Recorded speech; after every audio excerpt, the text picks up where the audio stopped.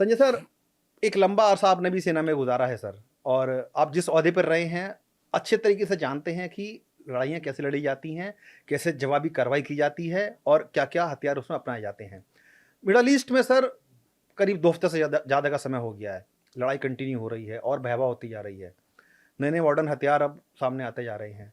कहाँ देख रहे हैं सर कि अभी ये लड़ाई किस मुहाने पर खड़ी है और क्या अंत होता नज़र आ रहा है सर आपको इसका? पहले तो बहुत बहुत धन्यवाद। ये खाड़ी की जो लड़ाई है, कई बार लगता है कि सबको लगता था जैसे रूस और यूक्रेन के बीच जब शुरू हुआ जंग, सबने कहा 3 दिन 4 दिन 1 हफ्ता 2 हफ्ते में खत्म हो जाएगा। 4 साल हो गए, 5वां साल चल रहा है उस युद्ध का। बिल्कुल।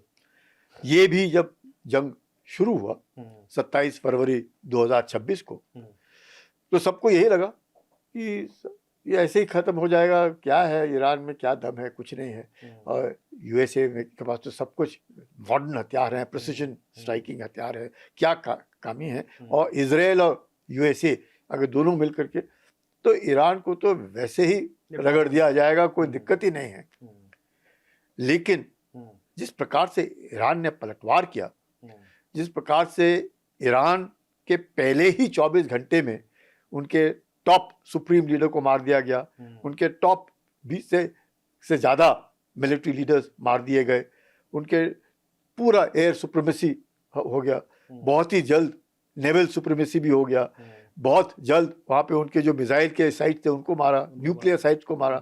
मतलब लगा कि ईरान जो है बस खत्म, अगले 72 घंटे में तो सांस लेना मुश्किल हो जाएगा। आपने ठीक कहा, कहाँ 28 फरवरी और कहाँ आज की तारीख, आप देख लो।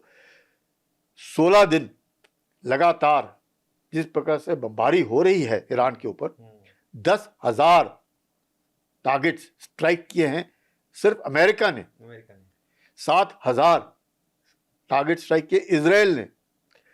तकरीबन मैं कहूँगा 50% उनकी मिसाइल्स की जो ताकत है उसको खात्मा करने की काबिलियत कह रहा है इजराइल कि हमने समाप्त किया है।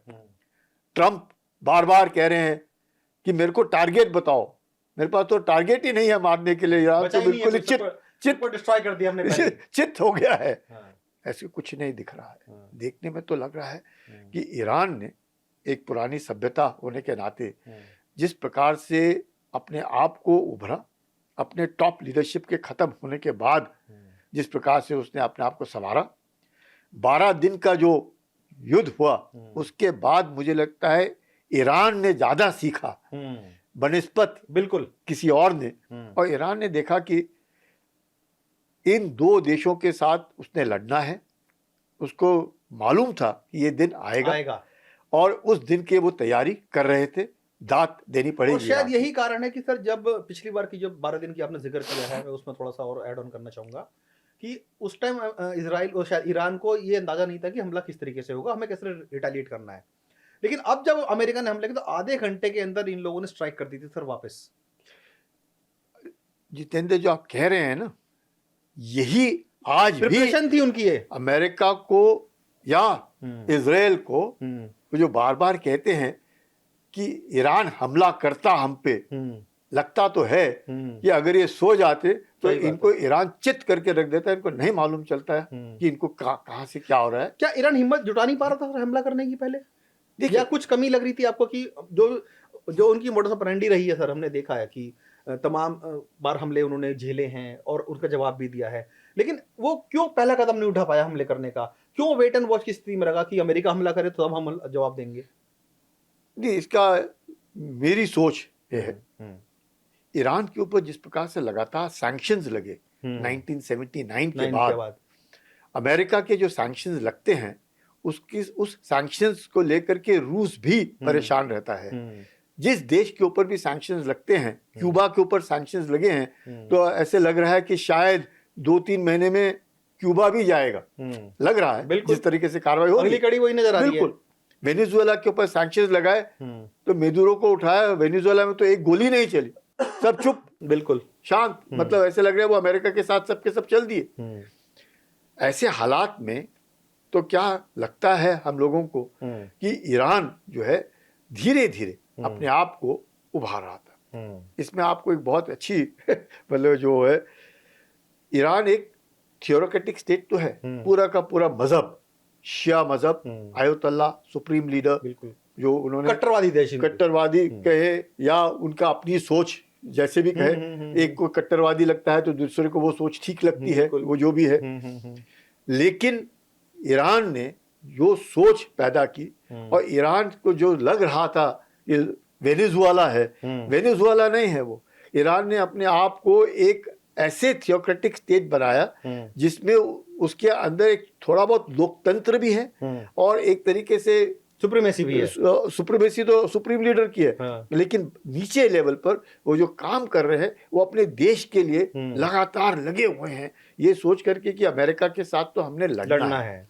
और ये जो सोच आई है अमेरिका के साथ लड़ना है, क्योंकि उन्हें लग रहा है इस्लामिक रेवोल्यूशन कौन कह रहा है, सुप्रीम लीडर कह रहे हैं, लेकिन पूरा विश्व क्या कह रहा है, ईरानियन रेवोल्यूशन। ईरान उसको ईरानियन रेवोल्यूशन नहीं कह रहा है, ईरान उसको इस्लामिक रेवोल्यूशन कह रहा है। क्यों?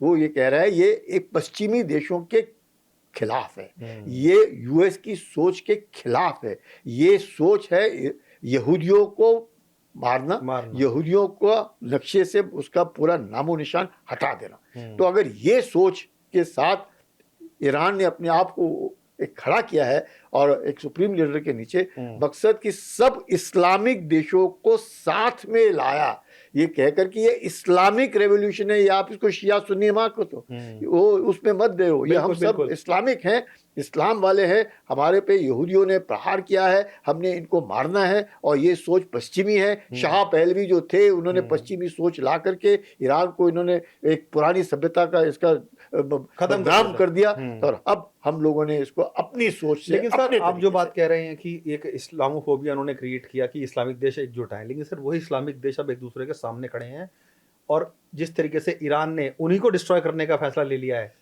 ये सर ये कैसे बदलाव आप देखते हैं? और क्या आपको लगता है कि सर अभी भी कोई ऐसी विंडो है कि जो कूटनीति की विंडो है कि जो शायद चीज़ें संभाल ले पूरे मिडिल ईस्ट में? क्योंकि अब देख रहे हैं कि देखिए चाहे कतर हो, ओमान हो, जॉर्डन हो, सऊदी अरेबिया हो, अमीरात हो, सबके ऊपर बमबारी उसने की है सर। अब रिश्ते में कहीं ना कहीं वो एक बड़ी दरार खींच चुकी है ईरान के और मिडिल ईस्ट के बाकी कंट्रीज के। क्या आपको अभी भी लगता है कि सर इस्लाम के नाम पर ये लोग दोबारा से एकजुट हो पाएंगे? इसमें एक छोटी सी बात बताऊंगा। जब अहमदीनेजाद राष्ट्रपति बने, उनके राष्ट्रपति बनने में और रफसंजानी को हराने में जो अभी नए सुप्रीम लीडर बने हैं मुज्तबा खामेनी, उनका हाथ है। उन्होंने भी उस वक्त अहमदीनेजाद को राष्ट्रपति बनाया, वो 2 बार राष्ट्रपति बने, 2009 में उसका लास्ट वाले थे। उस वक्त इन्होंने बुश को चिट्ठी लिखी कि आप इस्लाम परिवर्तन करें और आप इस्लाम मजहब को अपनाएं। क्यों? क्योंकि अमेरिका और ये करके हम पूरे विश्व में एक नई क्रांति लेके आएंगे। बुश हंस दिए, बोले देखो ये आदमी की सोच देखो, ये इसको लगता है इस्लामिक क्रांति लेके आएंगे। मैं परिवर्तन मतलब कैशियस क्ले को मोहम्मद अली बनाने वाली बात ये कर रहा है। इतना ही नहीं, इसने मर्केल को लिखा जो जर्मन की चांसलर थी कि आपको जर्मन्स को या जो बाकी लोग हैं अंग्रेजों ने सेकेंड वर्ल्ड वॉर में ये होलोकॉस्ट करके आपको बदनाम कर दिया। आप लोगों ने 60 लाख यहूदियों को नहीं मारा है, आप लोगों को ये बदनाम कर रहे हैं, आप भी मुसलमान बन जाइए और हम और आप जर्मनी और ईरान मिलकर के इनको सबक सिखाते हैं। उसने भी हंस दिया, देखो ये कैसा आदमी है।